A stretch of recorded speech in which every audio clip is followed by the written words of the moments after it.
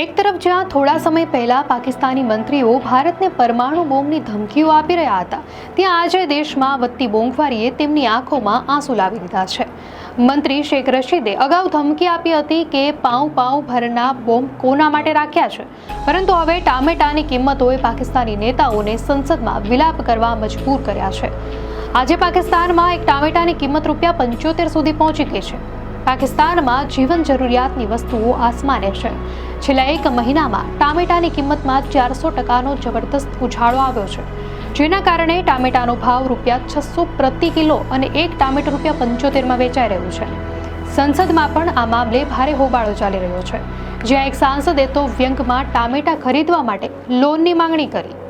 Viral થયેલા એક વિડીયોમાં સાંસદ ₹75નું એક ટામેટું સંસદમાં રજૂ કરતા પણ જોવા મળ્યા. પાકિસ્તાનમાં મોંઘવારી આટલી વધવા પાછળનું સૌથી મોટું કારણ છે પાકિસ્તાન અફઘાનિસ્તાન સરહદનું બંધ થવું.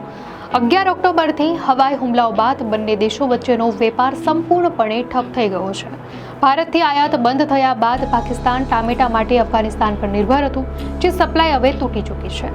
આ સરહદ બંધ થવાથી રોજનું આશરે $10 લાખ નુકસાન થઈ રહ્યું છે, જેના કારણે લસણ ₹400 કિલો અને આદુ ₹750 કિલોના ભાવે વેચાઈ રહ્યા છે.